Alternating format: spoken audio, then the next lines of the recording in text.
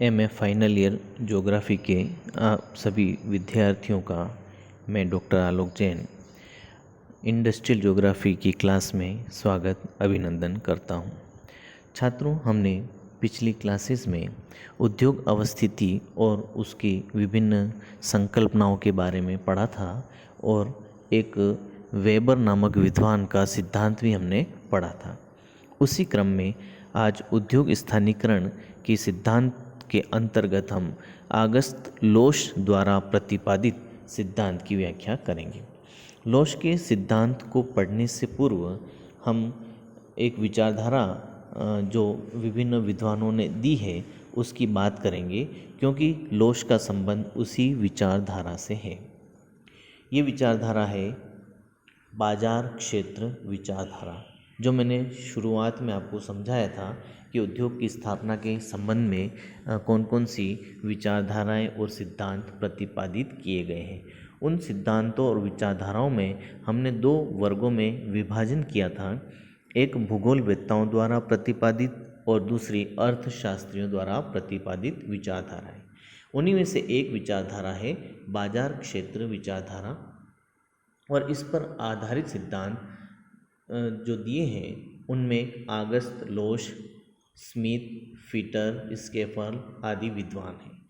इन विद्वानों का इस विचारधारा से ये संबंध है कि ये कहते हैं पूर्ण निर्मित अर्थात तैयार माल और अर्ध निर्मित वस्तुओं के उपभोग क्षेत्र अर्थात बाजार, यदि वस्तु निर्माण के बाद शीघ्र नष्ट होने वाली है अर्थात उसे तुरंत उपभोक्ता तक पहुंचाने की आवश्यकता है, अथवा उसके आकार या वजन में वृद्धि होती है, और जिस उद्योग के निर्माण में सर्वव्यापी कच्चे माल का उपयोग होता है, उन सभी उद्योगों की स्थापना बाजार में की जाती है। तो ये एक विचारधारा थी जो बाजार क्षेत्र विचारधारा के नाम से जानी जाती है। अब हम पर्टिकुलर ऑगस्ट लोश द्वारा जो सिद्धांत दिया गया है उसकी हम बात कर रहे हैं। ऑगस्ट लोश भी एक अर्थशास्त्री थे जो जर्मनी के रहने वाले थे। उन्होंने 1939 में जर्मन भाषा में एक पुस्तक का प्रकाशन करवाया था जिसका नाम था डिल रोमलिच ओर्डनंग डर वर्कशेफ्ट। ये जर्मनी की पुस्तक थी और इसी पुस्तक का अंग्रेजी में द इकोनॉमिक्स ऑफ लोकेशन नामक शीर्षक से अनुवाद किया गया, और इसी पुस्तक में इस सिद्धांत का उल्लेख है। लोश ये मानते थे कि अधिक से अधिक लाभ प्राप्ति स्थान पर उद्योग स्थापित करना उद्योगपति का उद्देश्य होता है। कोई भी उद्योगपति जब उद्योग लगाने की सोचता है तो उसका पहला ध्यान लाभ प्राप्त करने की ओर जाता है। अपने अपने दृष्टिकोण से प्रभावी कारकों के आधार पर उद्योगों की स्थापनाएं की जाती हैं। सभी का अपना अपना दृष्टिकोण होता है, कोई किस व्यू से सोचता है, कोई किसी और व्यू से सोचता है, लेकिन सभी का उद्देश्य लाभ कमाना होता है। उद्योग स्थिति कितनी सही या कितनी गलत थी इसका ज्ञान शुरू में नहीं हो पाता है। ये समझ बहुत समय बाद लगती है और कई बार इतना देर हो जाती है कि उद्योगपति के दिवालियापन होने की भी स्थिति आ जाती है। और ये स्थिति कब आती है? जब उद्योग की स्थिति का चयन गलत हो जाता है। तो ऐसी स्थिति में उद्योग नष्ट हो जाता है, या यूँ कहें कि काफ़ी नुकसान की स्थिति आ जाती है। मांग के स्वरूप को लोश ने काफ़ी महत्व दिया है। किसको काफ़ी महत्व दिया है? मांग। और उसी मांग के अनुरूप उद्योगपति अपना उद्योग चलाता है, अपना उत्पादन करता है, तौर तरीके उसके अनुसार ही उसके होते हैं। तो मांग के स्वरूप को इन्होंने काफ़ी महत्व दिया। उद्योग स्थिति को लागत मूल्य, उत्पादन लागत और कुल लागत व उनसे प्राप्त लाभ के आधार पर स्पष्ट किया है। इसने क्या बताया? लागत पर महत्व दिया। कौन सी लागत? कुल उत्पादन लागत, अर्थात उद्योग के अंतर्गत जो भी वस्तु का उत्पादन हो रहा है उस वस्तु पर जो लागत आ रही है तो जो परिवहन लागत है, जो कच्चे माल को उद्योग तक लाना और तैयार माल को बाजार तक पहुंचाने में जो कुल लागत आ रही है, उन सभी के आधार पर जो लाभ की स्थिति होती है, उस लाभ की स्थिति के आधार पर उद्योग स्थापना को प्रभावित ये करते हैं। तो इन सभी बातों के आधार पर लोश ने स्थिति निर्धारण के 3 सिद्धांत बताए। 3 मुख्य तथ्यों पर इन्होंने ध्यान दिया। वो कौन से हैं? नंबर 1 लागत आधारित सिद्धांत, और नंबर 2 कुल प्राप्ति के आधार पर, और नंबर 3 लाभ के आधार पर। ये 3 अलग अलग सिद्धांत इन्होंने दिए हैं। हम पहले बात करेंगे लागत आधारित सिद्धांत। अब लागत आधारित सिद्धांत में इन्होंने ये बताया है कि जहाँ सबसे कम लागत होगी वहीं पर उद्योग लगेगा। ये बात तो आपको अच्छे से समझ लेनी है। उद्योगपति किसी भी उद्योग की स्थापना वहाँ करेगा जहाँ कुल खर्च कम से कम आएगा, न्यूनतम आएगा, और जब कुल खर्च ही न्यूनतम होगा तो लाभ अधिकतम होने की संभावना रहती है। कच्चे माल का मूल्य, भूमि का किराया दर, सुरक्षा आदि इसी लागत के अंतर्गत शामिल हैं। कारखाना की स्थिति पर परिवहन, उत्पादन और कुल लागत का प्रभाव पड़ता है। कारखाना कहाँ स्थापित हो, इस पर कौन कौन से मुख्य कारक हैं? कई सारे कारक होते हैं, लेकिन हम यहाँ लोश की बात कर रहे हैं। उन्होंने बताया कि एक तो परिवहन अर्थात कच्चे माल को उद्योग तक लाना और तैयार माल को बाजार तक वितरित करना, उत्पादन खर्च और कुल लागत का प्रभाव पड़ता है। और इसी आधार पर इन्होंने अलग अलग स्थितियों का वर्णन किया है। उसी में सबसे पहली स्थिति बताई परिवहन लागत आधारित स्थिति। परिवहन लागत आधारित स्थिति, इसमें न्यूनतम परिवहन लागत का निर्धारण इन्होंने किया है और उसको निम्न अनुसार समझाने का प्रयास किया है। आप इसमें एक त्रिभुज देख सकते हैं। त्रिभुज की तीनों स्थितियां हैं। नंबर 1 कॉर्नर पर M लिखा हुआ है जो बाजार की स्थिति को दर्शाता है।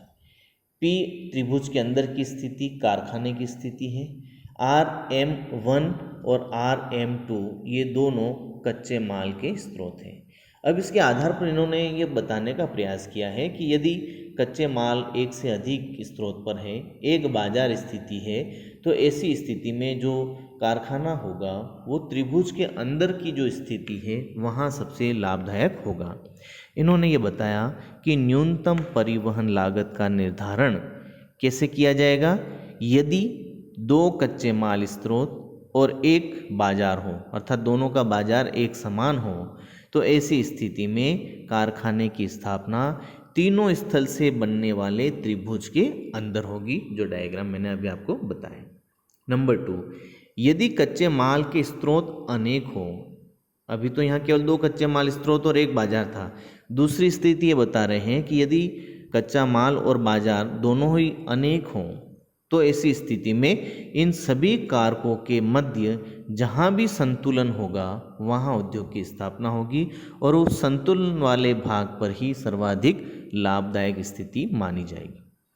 तीसरी स्थिति में इन्होंने सम परिवहन लागत रेखाओं के बारे में बताया, जो वेबर ने अपने सिद्धांत में बताई थी, जिसे हमने आइसोडापेन के नाम से व्यक्त किया है। वेबर ने समान परिवहन लागत बिंदुओं को मिलाने वाली रेखाओं को आइसोडापेन या सम परिवहन लागत नाम दिया।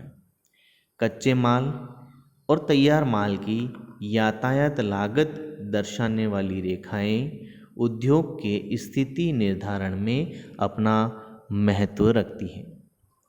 सकेंद्रीय वृत्त होती हैं। सम किराया दर और परिवहन लागत दर दोनों में अंतर होता है। एक बात आप ध्यान रखना, सम किराया दर क्या होती है? केवल यातायात दर को दर्शाने वाली रेखाएं। अलग अलग साधनों जैसे सड़क मार्ग या रेल मार्ग या जल मार्ग, तो अलग अलग साधनों की जो किराया दर होती है वो भी अलग अलग होती हैं। सम किराया दर रेखाओं द्वारा ही आइसोडापेन बनाई जाती है। आइसोडापेन मीन्स सम परिवहन लागत रेखाएं। आइसोडापन या सम परिवहन लागत रेखाएं कच्चे माल और तैयार माल दोनों के परिवहन खर्च के आधार पर तैयार की जाती है। अभी एक स्थिति हमने देखी है,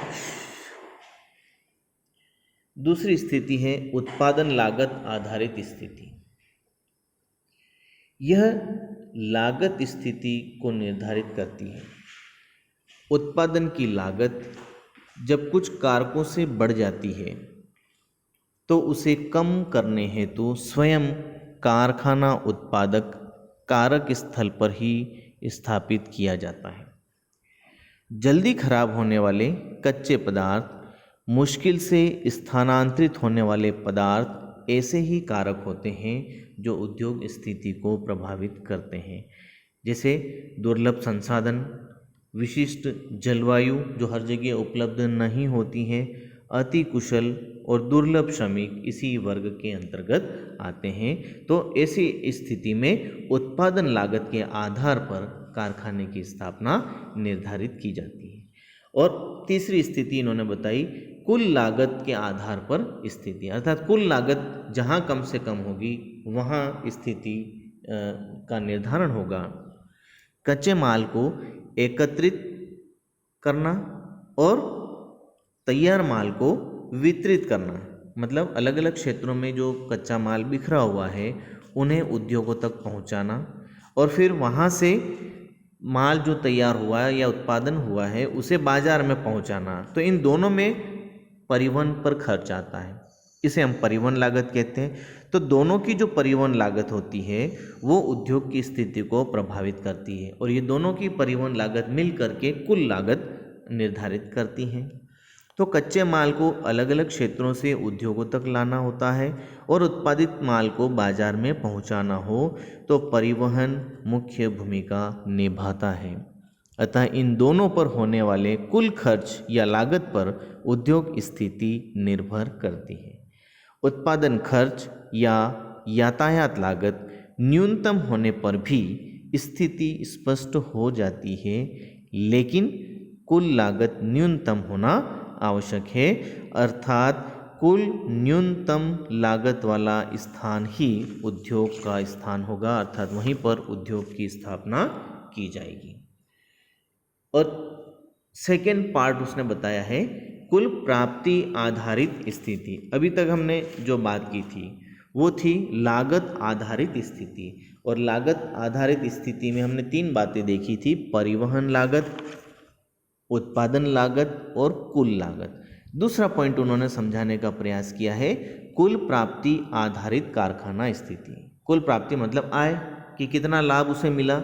अधिक आय देने वाला बाजार, अर्थात जहाँ अधिक बिक्री हो, जहाँ अधिक खरीदार हो, वो उपयुक्त स्थिति होगी, क्योंकि उसे अल्टीमेटली उत्पादन को बेचना है और बेच करके लाभ प्राप्त करना है। तो जब खरीदार जहाँ ज़्यादा होंगे वहाँ भी तो लाभ मिल सकता है। बिक्री अधिक करने हेतु विस्तृत बाजार चाहिए, और विस्तृत बाजार का मतलब होता है अधिक जनसंख्या वाला क्षेत्र। जबकि अधिक मूल्य हेतु उच्च वर्ग के लोगों का बाजार चाहिए, जो धनाढ़ी लोग हों, पूंजीपति लोग हों, वहाँ पर इस तरह का अधिक मूल्य वाली वस्तुओं का खपत हो सकती है। अर्थात जो इन्होंने दो पॉइंट बताए हैं, एक सघन जनसंख्या वाला क्षेत्र हो, जहाँ जनसंख्या अधिक हो तो वहाँ सस्ते वस्तुओं का बाजार उपलब्ध होगा, और जो समृद्ध क्षेत्र है वो महंगी वस्तुओं के लिए उपयुक्त होगा। उद्योगपति उपभोक्ता की मांग के अनुसार उत्पादन करता है, तो जैसी जैसी आवश्यकता होती है उसी के अनुरूप वे उत्पादन करने लगते हैं। यदि मांग सभी जगह है, सर्वत्र है, तो स्थिति में कोई फर्क नहीं पड़ेगा, क्योंकि सभी जगह एक समान मांग है, कहीं भी उद्योग लगा दोगे तो चलेगा। लेकिन यदि चुने हुए क्षेत्रों में ही उस वस्तु की मांग है, सभी जगह उसकी मांग नहीं है, तो बिना मांग वाले स्थान पर आप उद्योग लगाएंगे, ऐसी स्थिति में आपका परिवहन खर्च बढ़ जाएगा। तो ऐसी स्थिति में उद्योग का निर्धारण अधिक आय वाले स्थल पर किया जाएगा, जहां उसकी मांग अधिक है वहां पर उसका स्थापना स्थल माना जाएगा। तो इस प्रकार कुल प्राप्ति के आधार पर कारखाने की स्थिति का स्पष्टीकरण किया है। और अंत में तीसरा पॉइंट इन्होंने बताया लाभ आधारित कारखाना। अर्थात जहाँ पर लाभ अधिकतम हो वहाँ कारखाने की स्थापना की जाए। शॉर्ट में इन्होंने समझाया कि एक उद्योग की स्थापना अधिकतम लाभ वाले स्थान पर ही की जाती है और कैसे होगी, कुल प्राप्ति माइनस कुल खर्च बराबर लाभ। इन दोनों में जितना अधिक अंतर होगा उतना ही लाभ अधिक मिलेगा। तो इस प्रकार ये बाजार पर आधारित एक विचारधारा थी जिसके समर्थक थे आगस्त लोश, और उन्होंने जो अपना सिद्धांत दिया हमने उसकी व्याख्या की। आज हम इसको यहीं समाप्त करते हैं। अगले वीडियो में मैं अगला सिद्धांत आपको बताऊंगा। तब तक के लिए थैंक यू।